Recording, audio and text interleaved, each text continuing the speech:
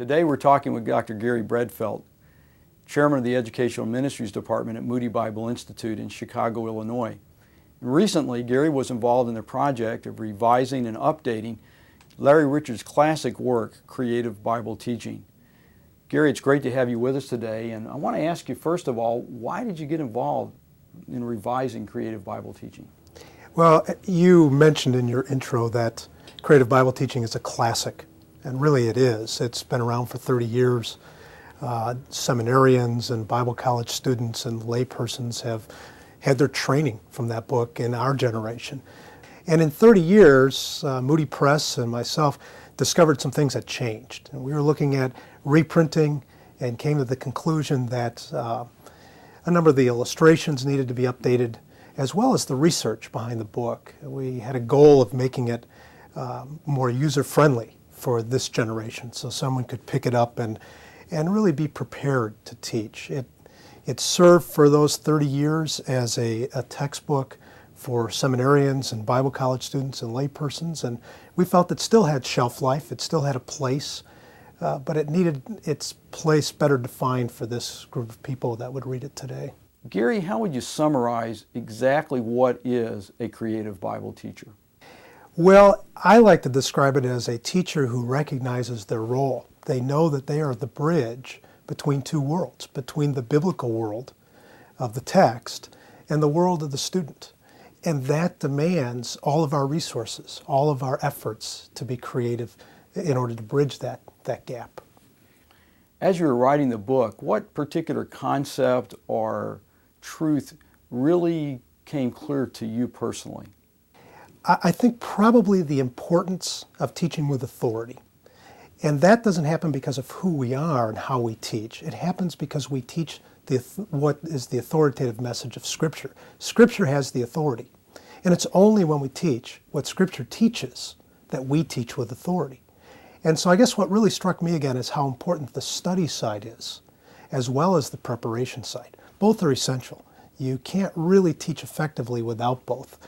And so what gripped me was how important it is to train teachers today to be good students of the Word, to teach its truth, and then to take that study and turn it around and make it relevant, or to communicate in a relevant way to today's learner. Gary, in the book, you talk about the hook, book, look, took lesson structure. Can you give us an overview of that and why it's important to the teacher? Sure. The hook, book, look, took structure is really the classic piece of this book. It's sort of the heart of the book, and so we wanted to maintain that. It's very simple. It's easy for people to understand. You'll never forget it once you learn it. It always struck me as a little bit like a Dr. Seuss book with those kind of words, but despite the kind of corniness of it, it really is a good memory tool. It takes the teacher through a process of teaching. The hook gains attention. We know from research that the first 25 words of your class on a Sunday morning is the basis on which students decide if they'll tune in or tune out of that class. And so you've got to draw them in. People come from all different settings, all different experiences, and yet they come together for that Bible study. And so what the hook does is it starts with the student. It starts in the present, in the world that your student lives in. The book then takes those students, once we've drawn them into the subject area of the passage to be studied, it takes them back to the biblical world. It takes them back to the world of Paul or Jesus or the Old Testament world. It takes them back at least 2,000 years. That's the job of the teacher. The third section, we've hooked them, we've brought them to the book. The third section is the look. That's an opportunity to look at our world again, brings them back to the present. How does this 2,000-year-old or older passage of Scripture apply to today? What are some ways it could connect?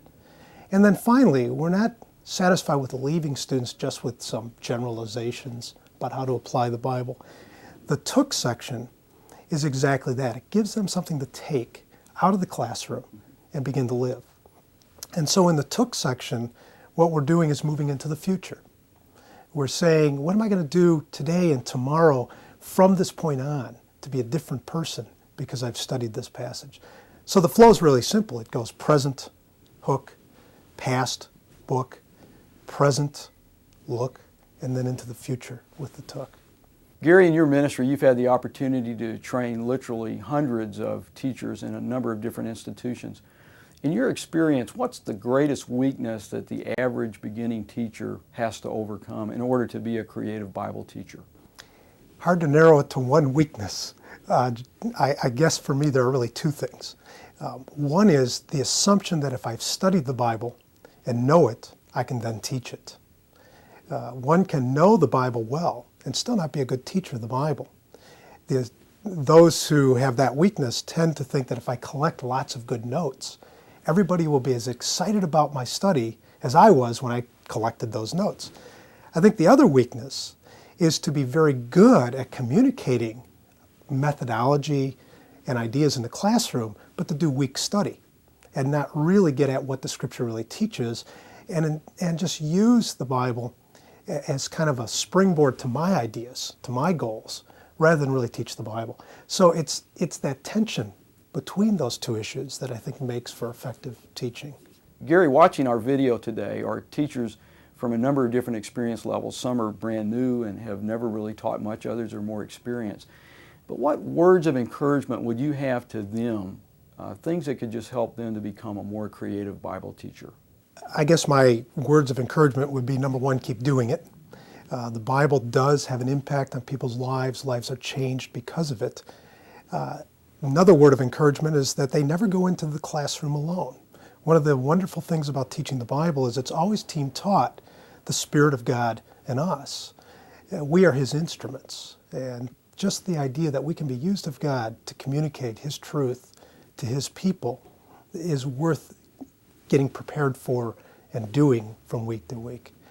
And then I suppose I would suggest to teachers of the Bible that they look at their task or their effort as this opportunity to bridge that gap, to stand between these two worlds, and to think of yourself in that way. They are a key linkage. God has chosen to use human beings to bridge those worlds. And we are in that role, and that's a valuable role. It's an important role.